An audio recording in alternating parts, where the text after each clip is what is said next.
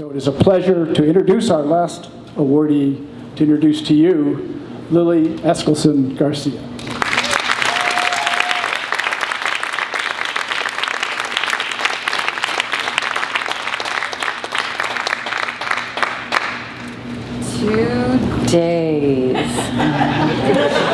Lee Saunders is the president of the American Federation of State and County Municipal Employees. I hate acronyms, but I am going to say AFSCME, because American Federation of State, County, and Municipal Employees is a mouthful, which makes Lee Saunders the perfect president for them, because he is like a mouth full of things to say.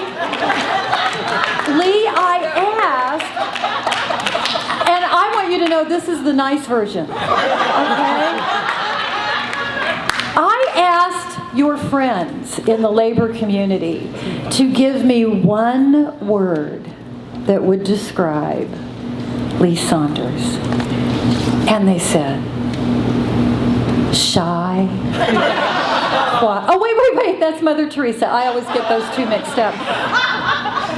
Tenacious, organizer, uniter, loyal, wicked smart. I hyphenated it so it could be one word and qualify. His friend Jono says he's a civil rights warrior. His friend Randy says he's a fighter. His friend Mary Kay says this man has the biggest heart. And I will tell you what Lee is not. He is not subtle. He is a straight talker. He will get right to the heart of the matter. He will tell you what's what. He will tell you why he's right and they're wrong. And he will bring undecided people to his side by the power of his argument. He represents public service men and women who work behind the scenes in the essential jobs that keep a city clean and keep a county safe and keep a state efficient. They are the maintenance workers and the clerical staff and the researchers and the health professionals that make our communities possible. Lee is their proud president. His members have a lot in common with my members at the National Education Association. I represent men and women who get a paycheck from a public school, a community college, a university. And so AFSCME and NEA did a joint project. We did an intensive search of our membership database, and I know you will be shocked to learn how few billionaires actually are in our union membership. I know we don't represent very many millionaires. We represent something much more powerful. We represent millions of hardworking, middle-class families who earn an honest paycheck, who put food on the table, who contribute to our economy. And Lee is so proud to be one of them and to represent them. He is so proud to be a leader in a movement that fights for the social justice rights of working class families, whether they are in his union or not. I marched with Lee when he led thousands of people through the streets of Memphis, Tennessee, commemorating the march of Dr. Martin Luther King the day before he was assassinated. You all know why he was in Memphis. He was there to support the black sanitation workers in their strike to demand justice, to demand they be treated with respect. I saw Lee speak before thousands of people. I heard him call on them to continue the march, continue lifting their voices and demanding that all people, all working people be treated with respect, that they make a living wage, that they have the right to retire in security and dignity after a lifetime of service, and that their children go to a great public school in their own backyard, that they can afford to send their children to college without having to sell a kidney, that the dreamers who love this country be able to call it home. I heard Lee's voice ring And I heard people cheer. And I live in the same world he lives in. I live in a world where billionaire brothers wake up every morning to destroy that security of a working family. And that means they have to destroy us. We stand between a profiteer and his profits. And that is a dangerous place to stand. And yet I saw Lee Saunders stand up before them. And I had hope. And I knew our movement was strong because we had leaders like Lee Saunders, the right leaders fighting for the right things. For me, the words that describe Lee Saunders best, he is a modern day fire-breathing rabble-rouser for social justice that Mother Jones would be proud to call brother. Y por eso soy su hermana, orgullosa. For that reason I stand here, proud to be his sister. Brothers and sisters, hermanos y hermanas, I proudly present to you our brother Lee Saunders, the America's Future Progressive Champion Award winner.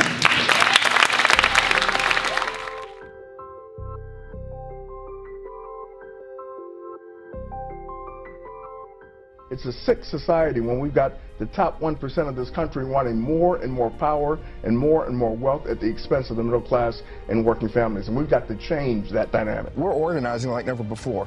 And I've traveled all over the country. And we see that there's a new spirit to organize. People are listening to us. What we've got to start talking about now are jobs, rebuilding our economy, supporting working families, and supporting the middle class all over this country. We cannot let them tear apart the fabric of what we're about, and that fabric is collective bargaining. We are united for opportunity.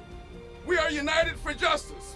We are united for an America that is as good as its promise. Whether you're a Republican or a Democrat, if you stand up for working families, if you treat public service workers fairly, then we'll stand with you. We've got to rebuild our coalition, continue to organize, not only in the public sector, but rebuild our private sector unions. We've got to work with our community organizations, our allies, our coalition partners. We are under attack. Working families are under attack. Retirees are under attack. Students are under attack. And we've got to jointly make our voices heard.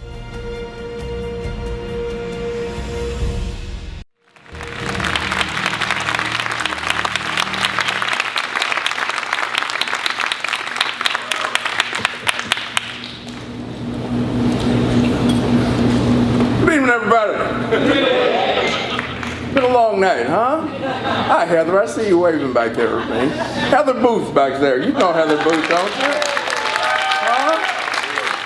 All right, Heather. All right. Let me thank Lily for that introduction. She read it just like I wrote it. You know, she is going to be so dynamic her third and fourth day, rather than just 2 days. No, I really want to thank her. I really want to congratulate her, and I have congratulated her for being the president of the National Education Association. She is, give her a round of applause. She's a true partner. We work very, very closely together.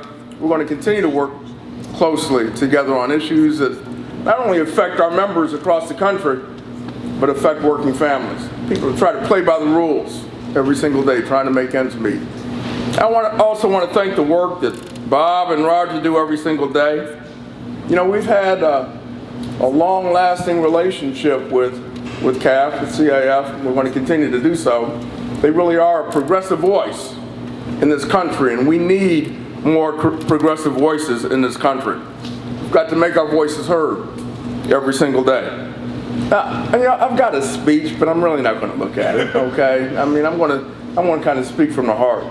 I want to acknowledge my partner who I've known for a long, long time from New York City, Bill de Blasio, who I think is doing a great job, who is our leader as far as progressive activism in government. He's going to do some great things in the city of New York, but he's also going to have an impact. He's going to have an impact on what mayors can do when they put their minds to it, as far as rebuilding cities, as far as providing hope to people. But not only providing hope, but providing jobs and housing and proper education so folks have a chance, so folks have an opportunity. And you all heard from Saru, who is fighting every single day. Fighting every single day for those workers in those restaurants who have been being treated unfairly. I mean, who could live off of tips? I mean, just look around this room. Yet folks want to treat tips as wages. That's dead ass wrong, and we're going to fight it every single day, and we're going to make this change. Now, let me just say this. On behalf of the 1.6 million members, I know we're a little smaller than the National Education Association, but on behalf of the 1.6 million members, it really is an honor to receive this award. I received this award for them because they're the everyday heroes. The everyday heroes who really work behind the scenes to keep public services running, city after city, county after county, state after state, hospital after hospital. They perform the jobs that many of you sometimes don't even think about. But if those jobs weren't performed, you would have an effect on those jobs not getting done. And I'm so proud to lead AFSCME, 1.6 million members strong, leading them in a way to confront the challenges that affect all of us, not only here in Washington, D.C., but in city after city and in state after state. And you know, Bob and Roger have been in my office before. And I've got this big picture. It's in my office. It's Frederick Douglass. And that picture essentially says this. Big words under his portrait. Agitate. Agitate. Agitate. That's what we've got to do. We've got to get back to basics. You know, Frederick Douglass also said this. If there is no struggle, there is no progress. If there is no struggle, there is no progress. Now, we all know the challenges that are before us. We all know the issues that confront working families in our communities across this country. We understand them. We understand the battle that lies ahead. We understand that there's a group of folks, 0.5%, some people say 1%, it's really smaller than that. They want more power and they want more wealth at the expense of the 99.5% who are playing by the rules every single day. It's a power play in this country, pure and simple. And it's up to our community. It's up to the progressive community not to shy away from this fight, not to run away from it, but we have got to raise our voices. We've got to fight like hell every single day, to fight for what we believe in, to fight for working families, to fight for our country. You know, this is a special evening tonight. I mean, we're here all dressed up. All of you look so great, so good. But I've got to tell you, tomorrow, when I wake up, I'm not going to be in Washington, D.C. because we've got a job to do.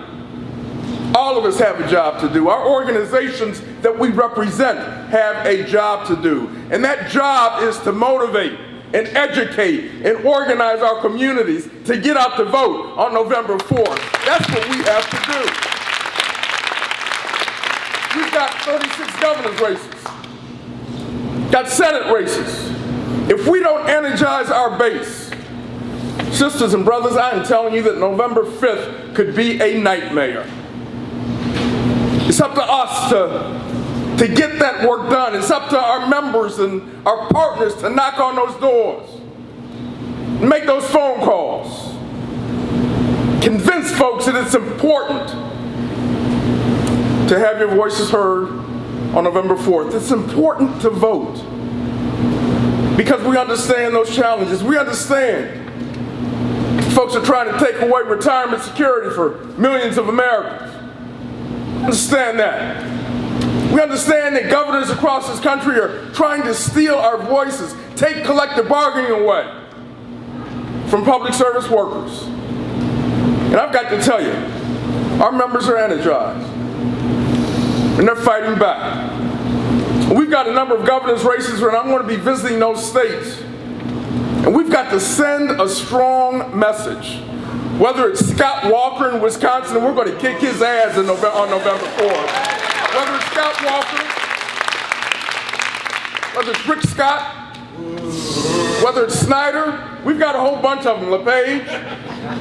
We've got to send a strong message. We've got to defeat those politicians who are trying to steal our voices. And we've got to hold on to the Senate. We've got to motivate our folks to understand the importance of that election. But you know what? After November 4th, that election will be over on November 5th. And our job is not done. We've got to rebuild a movement in this country. Now notice I didn't say rebuild a labor movement, although we've got to do that too. But we've got to rebuild a movement in this country. November 4th essentially is just a fleeting moment. But we've got to concentrate on rebuilding a movement. We are all progressives. We are all progressives in this room tonight.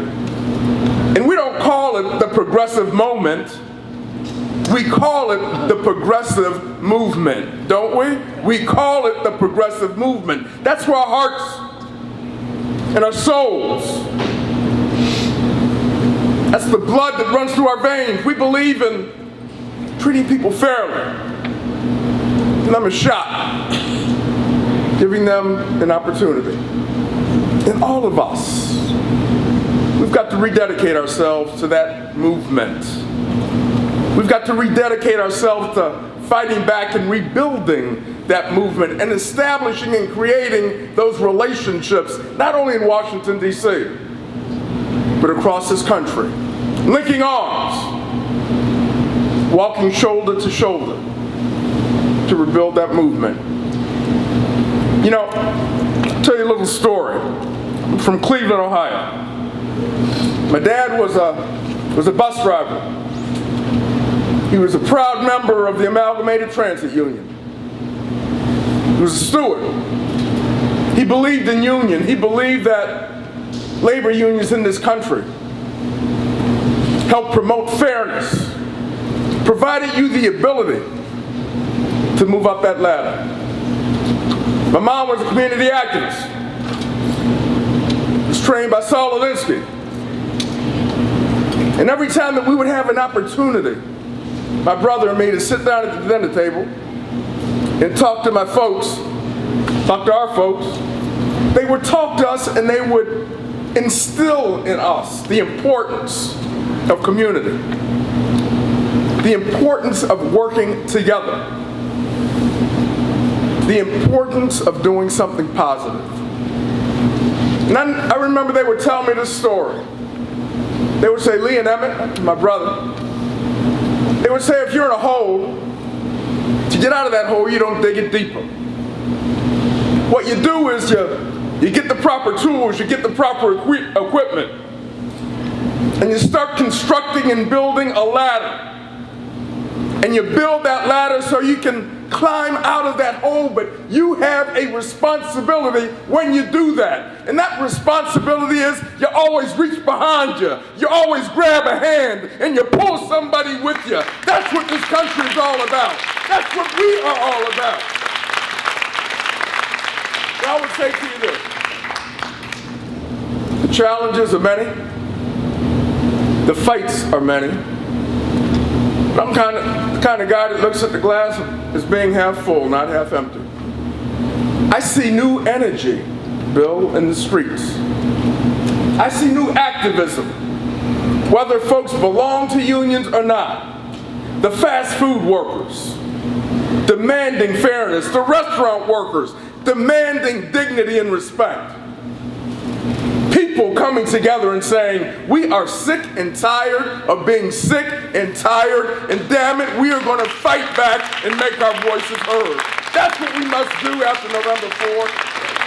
That's what we must continue to do day after day after day. And if we do that, if our communities do that together, I have no doubt that someday we'll have some defeats, but we'll win a lot more than we lose. And someday we will continue to move this country forward rather than listening to these jerks and trying to take us backwards. That's what this is all about. That's what this fight is all about. That's what CAF is all about. That's what all of us are all about. Let's get the job done. Thank you very much.